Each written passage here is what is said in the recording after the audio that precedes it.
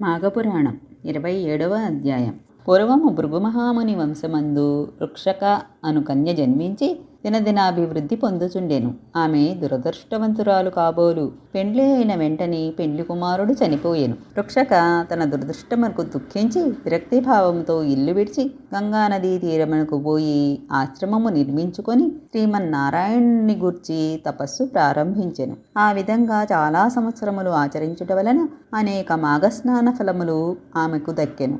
ఆమె మనోవాంఛ ఈడేరు సమయం దగ్గర పడింది. ఒకనాడు ఆమె తపస్సు చేసుకొనుచు ప్రాణములు విడిచెను. ఆ రోజు వైకుంఠ ఏకాదశి అగుట వలన వైకుంఠమునకు వెడలెను. ఆమె చాలా సంవత్సరములను వైకుంఠమందే ఉండి తరువాత బ్రహ్మలోకమునకు పోయెను. ఆమె మాఘమాస వ్రతఫలము కలిగి పవిత్రురాలగుటచే బ్రహ్మదేవుడు ఆమెను సత్యలోకములో దేవకార్యములు తీర్చుటకు అప్సర స్త్రీగా చేసి తిలోత్తమ అను పేరుతో సత్యలోకమునకు పంపెను. ఆ కాలంలో సుందోపసుందులని ఇద్దరు రాక్షస సోదరులు బ్రహ్మను గూర్చి ఘోర తపస్సు చేసిరి. వారి తపస్సు యొక్క ప్రభావమునకు బ్రహ్మదేవుడు ప్రత్యక్షమై మీకేమి కావలియును కోరుకునడు అని అనగా, స్వామి, మాకు ఇతరుల వలన మరణము కలుగకుండా ఉండునట్లు పరమిమ్ము అని వేడుకొనగా, బ్రహ్మ అటులనే ఇచ్చి తిని అని చెప్పి అంతర్ధానమయ్యెను. బ్రహ్మదేవుని వలన వరము పొందిన ఆ ఇద్దరు రాక్షసులు మహాగర్వము కలవారై దేవతలను హింసించి మహర్షుల తపస్సులకు భంగము కలిగించుచుండేది.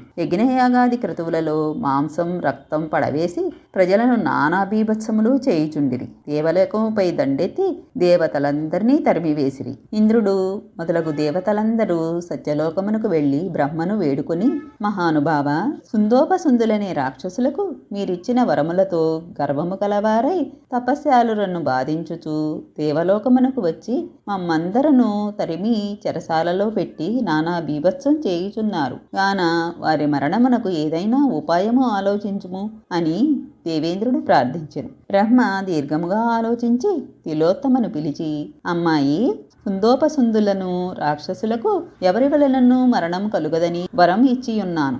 వరగర్వంతో చాలా అల్లకల్లోలం చేయుచున్నారు కాన నీవు పోయి నీ చాకచక్యంతో వారికి మరణం కలుగునట్లుగా ప్రయత్నించుము అని చెప్పాను. తిలోత్తమ బ్రహ్మదేవునకు నమస్కరించి సుందోపసుందులు ఉన్న అరణ్యమునకు ప్రవేశించెను.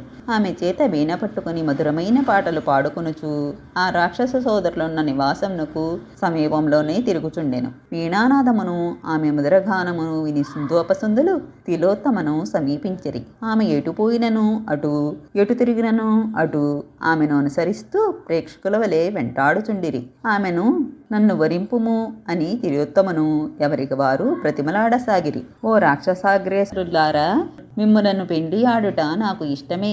మీరిద్దరూ నాకు సమానులే. నేను మీ ఇద్దరి ఎడల ప్రేమతో ఉన్నాను. ఇద్దరినీ వివాహమాడుట సాధ్యము కానిది. కాన నా కోరిక ఒకటున్నది. అది ఏమనగా, మీ ఇద్దరిలో ఎవరు బలవంతులో వారినే నేను ప్రేమించగలను అని తిలోత్తమ చెప్పెను. తిలోత్తమ పలుకులు వారిని ఆలోచింపచేసినవి. నీకంటే నేను బలవంతుణ్ణి అని సుందుడు అంటే, లేదు, నేనే బలవంతుణ్ణి అని ఉపసుందుడు అన్నారు. ఇద్దరికీ వాగ్వివాదం పెరిగి పౌరుషం వచ్చింది.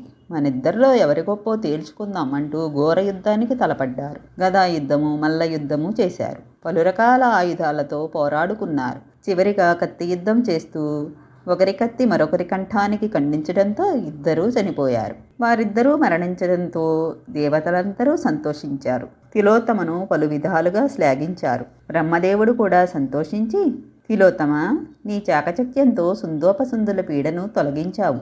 దేవతలందరికీ ఆరాధ్యురాలవైనావు. ఇదంతా నీవు చేసిన మాఘమాస వ్రత ఫలితమే కాని మరొకటి కాదు. ఇక నుండి నీవు దేవలోకములో అందరిచే అధికురాలిగా ఆదరింపబడతావు. నీ జన్మ ధన్యమైనది. వెళ్ళు, దేవలోకములో సుఖించుము అంటూ ఆమెను దేవలోకానికి పంపాడు. మాఘపురాణం 27వ అధ్యాయం ఇంతటితో సమాప్తం.